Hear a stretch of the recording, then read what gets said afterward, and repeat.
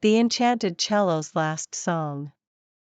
In a cozy room filled with the scent of polished wood and aged paper, an ornate cello rested against a velvet-lined case. Though scratched and worn, its surface glinted mysteriously under the dim light. Some whispered that the cello was enchanted, while others dismissed such tales as superstitions. But those who had heard its music knew the truth. An old maestro, known as Alaric, was the cello's guardian. Every evening, in the silent hours of twilight, he would play the cello, producing otherworldly melodies. Notes flowed seamlessly, and the music resonated with emotions, sorrow, joy, love, and longing. It was said that the cello had been crafted centuries ago by a master luthier who had poured all his heart and soul into it. Over time, it had passed through many hands, each musician adding their essence to the instrument. By the time it reached Alaric, the cello had become magical, capable of weaving tales and echoing the emotions of its players. One evening, as a fierce storm raged outside, a knock echoed through Alaric's humble abode. Opening the door, he found a young woman, drenched and shivering. She introduced herself as Serafina and explained that she sought shelter from the storm. Serafina noticed the magnificent cello in the corner as the night deepened and the rain tapped incessantly on the windows. Drawn to it, she shared that she too was a cellist, having learned the art from her grandmother. Sensing a kindred spirit, Alaric offered her the bow, inviting her to play. Serafina hesitated momentarily, then delicately positioned the cello. The moment her fingers touched the strings, the room was filled with an ethereal melody. The cello sang as if alive, its notes painting tales of ancient forests, moonlit nights, and forgotten legends. Alaric listened, mesmerized. He realized that the cello had found its true match in Serafina. She played with a passion he had never witnessed before. When the song concluded, the room was thick with emotion, and both musicians were teary-eyed. The storm had subsided, but Serafina chose to stay the night. The two spent hours discussing music, sharing tales of their journeys, and playing duets. However, with the first light of dawn, Serafina knew she had to depart.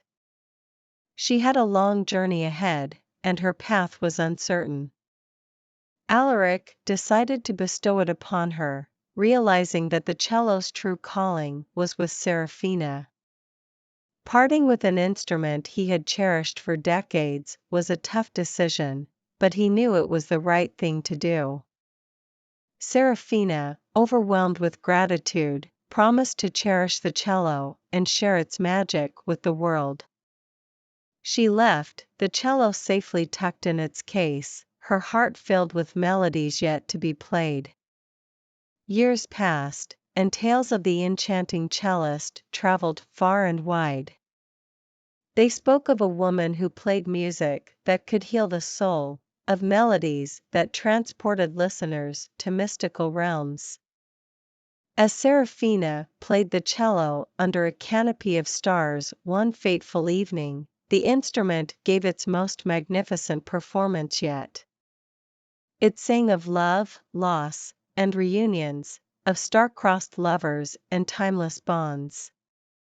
When the song ended, the cello strings went silent.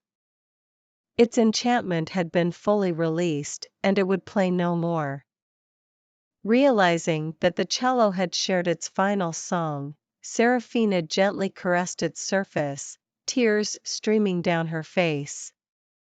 She remembered Alaric, their magical night, and the legacy of the enchanted cello.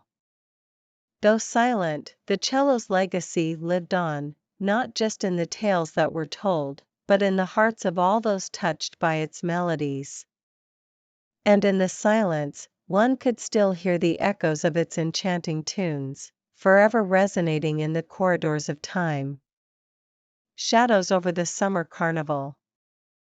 The sun blazed down, casting golden hues on the carnival grounds. Colorful stalls lined the periphery, each one enticing visitors with tantalizing aromas, shimmering trinkets, or the promise of an exhilarating game. Children's laughter echoed as they ran around, their faces painted with vibrant designs, their hands clutching cotton candy and balloons. Yet, amid the festivities, there was an air of unease. A series of unexplained occurrences had taken place over the last few days. As the first rays of sunlight touched the carnival grounds every morning, stall owners discovered their wares in disarray. Food stands reported missing treats, while game stalls found their prizes scattered about. The most mysterious incident involved the carousel. Each dawn, the horses were found facing the opposite direction, their painted eyes seeming to hold secrets of the night. No one could explain how or why this happened. The night guards claimed to have seen or heard nothing unusual. The carnival's manager, Clara, was determined to unravel the mystery. She spent the night at the grounds, hoping to catch the mischief maker in the act. As the last visitors left and darkness enveloped the carnival, Clara made her way to the carousel. With a lantern by her side and a steely resolve, she waited. Hours passed. The moon climbed higher, casting silvery beams over the grounds. Just when Clara was about to nod off, a soft, melodic tune reached her ears. It was the carousel music, but it sounded distant, as though it came from another realm. Curious, she followed the sound. To her astonishment, the carousel began to move, its lights illuminating the figures. But these were not the beautifully painted horses from the daytime. They were shadowy, ethereal, and translucent figures, moving gracefully up and down as the carousel turned. Clara rubbed her eyes, wondering if she was dreaming. But the scene before her was all too real. She watched as the shadowy figures danced, synchronizing with the haunting tune. It was a mesmerizing sight, both eerie and enchanting. Summoning courage, Clara approached one of the figures. "Who are you?" she whispered. The figure, a shadowy maiden with flowing locks, turned to Clara. "We are the spirits of the carnival, trapped here long ago, due to an ancient curse. We emerge each night when the world sleeps, seeking solace in the carnival's joys. But we must always return to our realm before dawn." Clara, taken aback, replied, "Is there any way to break the curse and set you free?" The maiden sighed. "A legend speaks of a ritual involving a pure-hearted soul who truly loves the carnival. They must dance with us, embracing our world and theirs, merging the two briefly.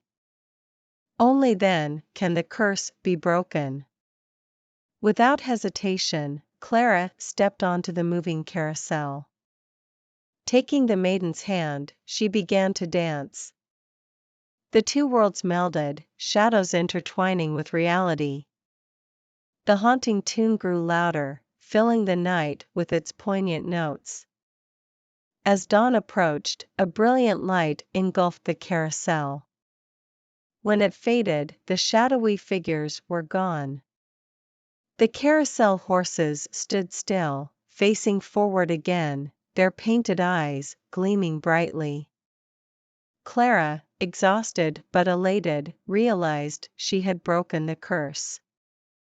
The spirits of the carnival were finally free. Word soon spread about that magical night, adding another tale to the carnival's rich tapestry of stories. but Clara knew the truth. And every year, on that fateful summer night, she would visit the carousel, dancing alone, her heart filled with memories of the night she danced with shadows.